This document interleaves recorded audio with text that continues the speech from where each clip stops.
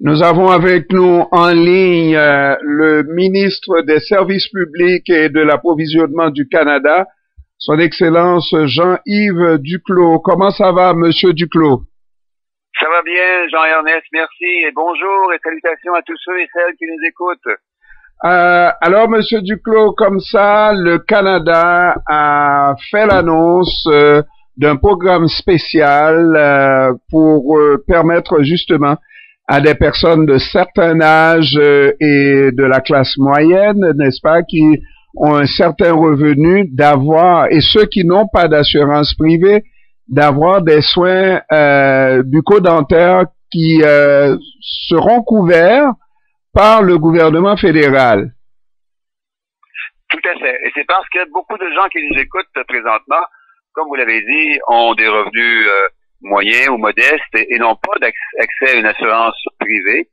Ça fait en sorte qu'on fait des choix difficiles et aller chez le dentiste ou une hygiéniste dentaire, ce n'est pas toujours immédiatement prioritaire. Il faut aussi payer la nourriture, le loyer. Mais quand on retarde les soins qu'on appelle bucco-dentaires, il y a des conséquences évidemment pour la santé de la bouche, des gencives et des dents, mais aussi des impacts sur la santé du système digestif. Ça augmente les risques de diabète, ça peut causer des problèmes cardiovasculaires, des infections généralisées, parce que la bouche, évidemment, c'est connecté avec tout le restant du corps.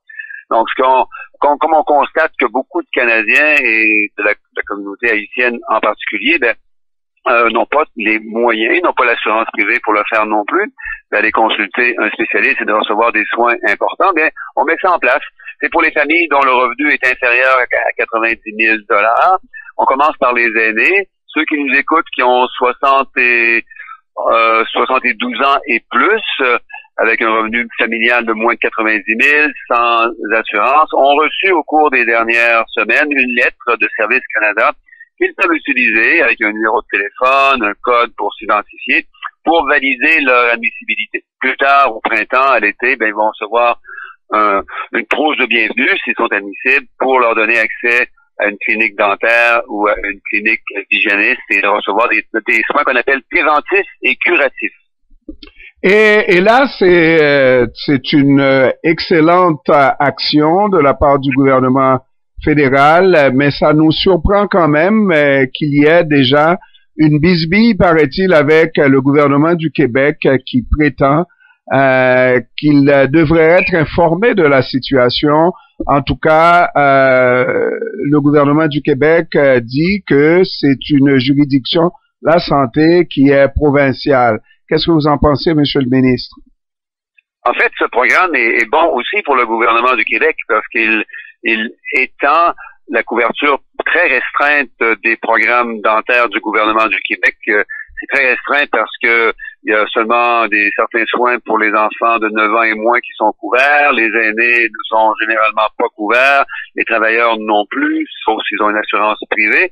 En plus, donc, ça étend cette couverture sans coût, sans aucun coût pour le gouvernement du Québec.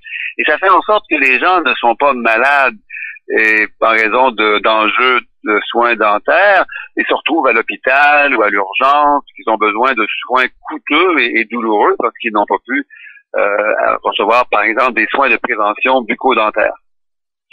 Naturellement, c'est pas l'essentiel de l'annonce, et c'est pas de trouver des problèmes entre Québec et Ottawa. Est-ce que le fait que le gouvernement du Québec s'en retrouve à redire de ce programme, est-ce que ça peut poser un quelconque problème pour l'application du programme ici au Québec? Non, c'est même si on continue à travailler respectueusement avec le gouvernement du Québec, les aînés de la communauté haïtienne et tous les autres au Québec reçoivent présentement une lettre pour les inviter à confirmer leur admissibilité. Et s'ils sont admissibles, ils vont recevoir dans les prochaines semaines une trousse de bienvenue. Et à partir du mois là, c'est pour les aînés de 72 ans et plus. En mars, ce sont les aînés de 70 et 71 ans qui vont recevoir une lettre. À partir de mai et juin, ce sont tous les aînés de 65 ans et plus en juin les enfants les familles des enfants de 0 à 17 ans qui vont recevoir aussi une lettre s'ils sont potentiellement admissibles. Alors, au début, vous nous parliez de personnes âgées de 70 et plus, et là, vous êtes allé jusqu'à des enfants jusqu'à 9 ans, si je comprends bien. Est-ce qu'on peut parler d'un programme universel de soins bucco-dentaires? Presque universel, parce il est ciblé sur les familles de la classe moyenne et les familles à revenus plus modestes. Les familles avec un revenu familial de plus de 90 000 ne sont pas admissibles. Donc, c'est vraiment ciblé sur ceux qui, présentement, ont des barrières financières et qui n'ont pas accès à une assurance privée, qui les empêchent d'aller recevoir les soins pour la bouche dont ils ont besoin. On commence par les aînés depuis décembre, parce qu'on sait que pour les aînés, le coût de la vie est particulièrement préoccupant. Ces aînés n'ont souvent plus de revenus de travail, ont souvent des revenus de pension très limités. On sait que c'est préoccupant pour eux, c'est pour ça qu'on commence avec eux. C'est un gros programme, Jean-Ernest. D'ici quelque part en 2025, c'est en tout 9 millions de Canadiens qui vont être admissibles à ce régime de soins dentaires du gouvernement canadien. On y va donc par étapes, par tranche d'âge, pour s'assurer que tout ça est mis en place de la manière la plus efficace possible. Et si je comprends bien, Monsieur le ministre, la seule différence avec un programme universel, c'est les revenus qui distinguent les citoyens entre eux, et la barrière étant un revenu annuel de 90 000 $ par famille, c'est ça? Tout à fait, exactement.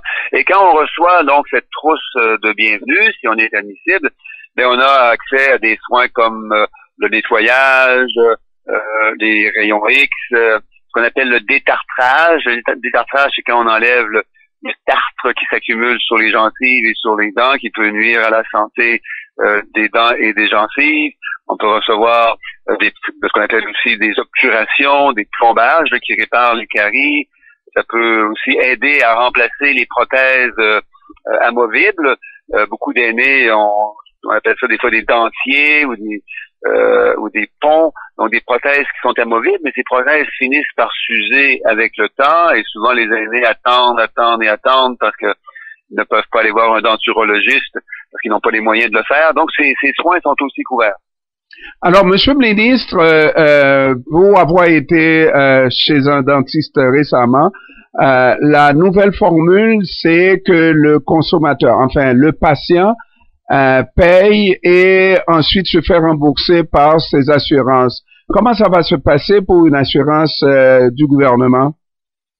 Alors nous, on insiste pour que le dentiste soit celui ou celle qui réclame la compensation directement du gouvernement canadien, que les gens n'aient pas à payer eux-mêmes lorsqu'ils vont chez le dentiste ou chez l'hygiéniste. Donc c'est une assurance dont le montant est remboursé directement par le gouvernement canadien au dentiste ou à l'hygiéniste, pour éviter que les gens aient besoin de débourser de leur poche le montant du soin dentaire qu'ils reçoivent. Et je comprends, Monsieur le ministre, que des dentistes peuvent s'exclure d'un tel programme. Tout à fait. L'inscription est évidemment facultative. Il n'y a aucun dentiste ou hygiéniste est obligé de participer à ce programme, mais on croit et on entend que la grande majorité des cliniques de dentistes, des hygiénistes et des denturologistes vont vouloir participer, parce que c'est un programme qui est bon aussi pour eux, qui facilite le paiement de leur rémunération directement par le gouvernement canadien, et qui leur permet de bien servir leur clientèle. Ces gens, ce sont des professionnels de la santé qui sont là pour aider les gens, et souvent, bien, ils aimeraient les aider, mais ces gens n'ont pas les moyens de fréquenter d'aller chercher leurs services. Donc, pour les professionnels, les dentistes, c'est aussi une très bonne nouvelle que de mettre ça en place. Surtout qu'ils voient tous les jours, malheureusement, des gens qui viennent trop tardivement les consulter, et ça coûte plus cher, c'est plus douloureux, c'est plus coûteux de traiter les enjeux de santé qui se produisent. Alors, Monsieur le ministre, merci pour ces informations, mais vous allez me permettre, et vous pourrez toujours me dire que vous n'avez pas d'informations là-dessus, parce que les Haïtiens qui nous écoutent, si je ne vous pose pas cette petite question, vont me manger, Monsieur le ministre. Or, vous ne voulez pas qu'on me mange tout rond. Alors, je vous pose la question. Il y a un don qui est fait par le gouvernement canadien à Haïti. Il s'agit de 123 millions de dollars dans le cadre de cette force à être déployée en Haïti. Est-ce que vous avez au moins une idée de cette aide, Monsieur Duclos?